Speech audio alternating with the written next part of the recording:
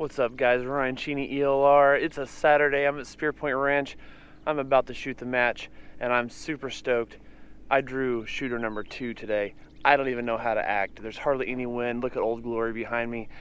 Dude, this is going to be ridiculous. I am so excited. I normally get a pretty crappy shooting position when the wind's blasting 18 miles an hour. You guys have seen my videos. This gun is absolutely hammering. Shot cold board. It's clean cold, which I'm not worried about. And then the next 4 shots were the same hole. It's just a ridiculous gun. And today is going to be total hammer time. So check this out, guys. This is going to be so much fun. Okay, your shooter ready? I'm ready. Time starts now. Hey guys, I'm going to voice this over.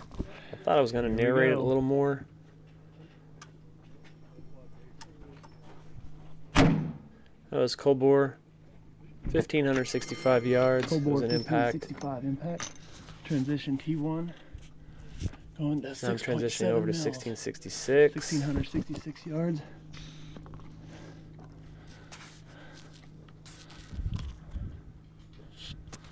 I could actually see where my hit was on the plate because I was only the second shooter. It wasn't all riddled up with hits. So now if you look down at the bottom right, this is a new feature. This is the impact light indicator camera.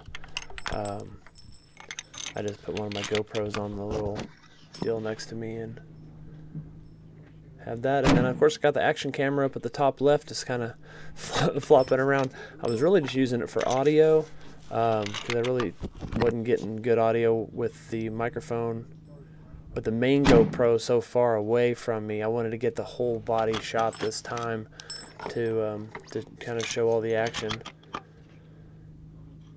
That one went under it. I'm not sure exactly what happened. It must have just been a little slow. I went under it. Since I hit 3, I really didn't want to make any corrections, and then I ended up impacting it on the 5th shot. So yeah, just kind of trying something new with the ground GoPro. I'm actually going to make a little mount for it. We need to add. See, let's go to 10.4. Go to 10.5. And we're going Transitioning to 1,860 yards. Away from the wind. Let's leave the wind the same. Transition into 16. I'm slightly dyslexic. That's okay. I'm sorry, 1860. That's dyslexia. All right. And away from the wind, it should be the same. 0.4. Let's go 0.4. We added a 10th. And impact.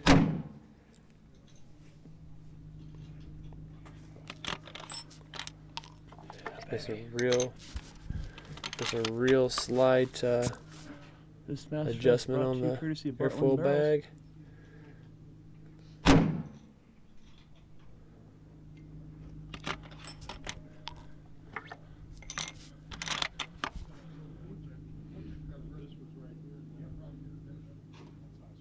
Oop, almost moved on me.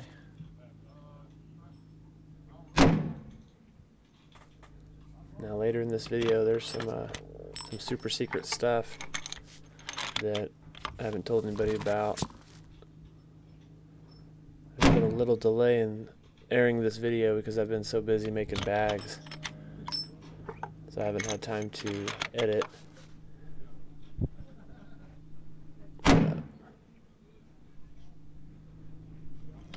What up? That's pretty good, man. Alright, here goes stage 2. First target's 1,943 yards. So at Spearpoint, most of the targets are the same distances every month.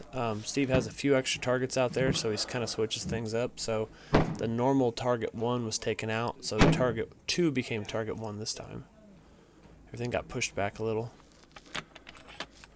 First round impact, 1943.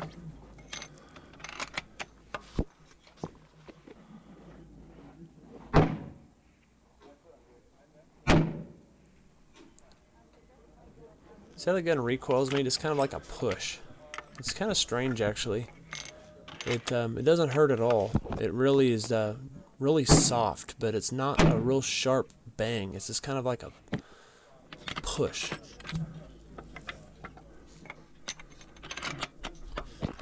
But with the airfoil bag and the skis on the bipod, that's what I shoot for, is just a straight back push. I want to get right back on target.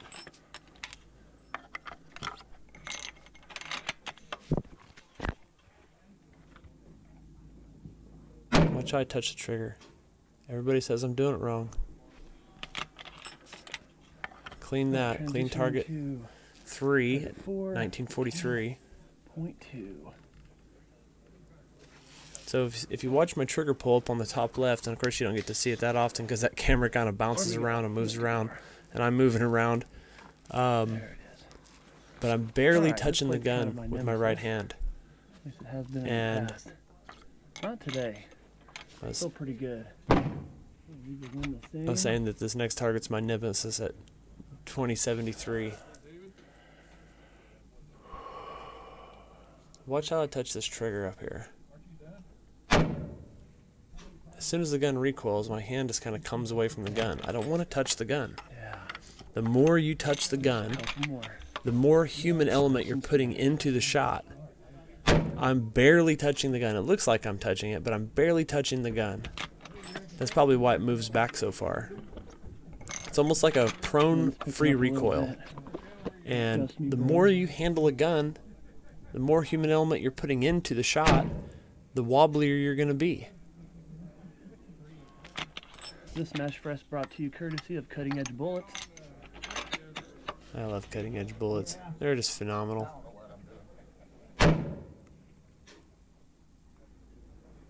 Oh, it went under it. That round went right under it. Just barely missed underneath it. So since I made 3 impacts, and typically when you send one under it, there was an anomaly in that shot. And you typically would not make a correction on the 5th shot. In this case, I came up a little bit. It still went right underneath it, so I'm not exactly sure what happened there. Yeah, the last 2 went low. Watch the whole video, and hidden within it somewhere will be a coupon code for 10% off my airfoil bag at RyanCheneyELR.com. All right, here's the final stage. 2,203 yards for target 5, and then transition to 2,913. All right, Ryan, don't look at me because the sun's right here. Are you ready? I'm ready. All right. Hang on 1 second. Ryan and Otis, time starts now. 2203 has been challenging too. The winds are weird out there. Even with this light wind we had, I still kind of struggled with it this time. I don't know what the deal was. Other people were saying the same thing. All right, party. I know the first one went low. Maybe I think I said it went right. Yeah, I'm dialing there. I don't remember, it's been a couple weeks.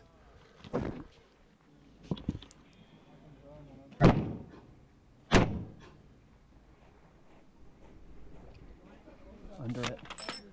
Under it.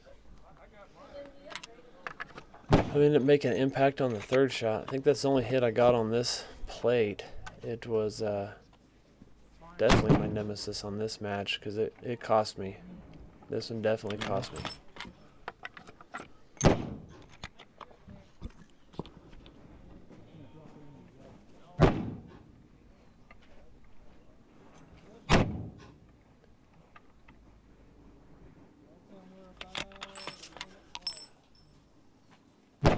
I'm just chasing the wind. Tailwinds are tough. Literally left, right, left, right. You see it. We see it all the time. It happens every time. And that's the joy of shooting a spear point. You go right again. It's dropping on me. All right. Wind is very dynamic. It changes every moment. So here's the transition to the lowboy bag. This is the airfoil lowboy. It's not in production yet. Still a prototype. There's only 2 of them. So what you'll notice is that I made the transition. Of course, I forgot the dial. Watch this. Like, why am I in the sky here? Oh, I know where we are. Adjustment to the bag. What's going on? Oh, dial. There you go. Good job, Ryan. So what I've come up with this lowboy airfoil is instead of raising the bipod, lower the bag. And it is extremely solid.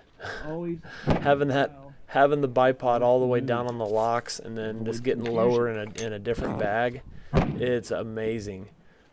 It will be available at some point, but I got so busy with airfoil bags, I haven't had even time to edit this video until now. So.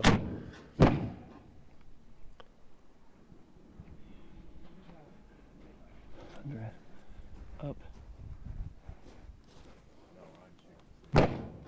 So I had to come up 1/2 mil. I explained at the end of the video what happened. I was taking data from April.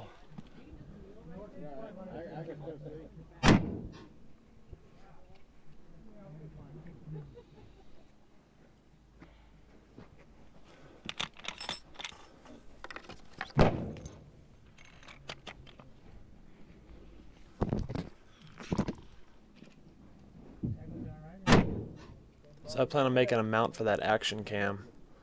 So next month it'll be a lot better. And the trigger cam is back from South Africa. Let's hope it can handle the percussion. I really don't think it's the recoil that's causing the issues with it. I think it's the percussion coming off the rifle.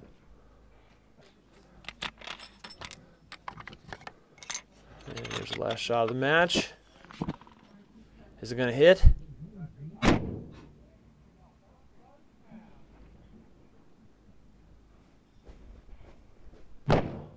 Nope. Time to take a nap. Well, I'm all done for the day. It's only 10 o'clock, so that's pretty nice. I can go back and hang out if I want to and just chill in the room and relax. But it's going to be really close. That was tough. That last stage, something was going on there on T5. It just had some weird stuff going on, and then T6 at 2900.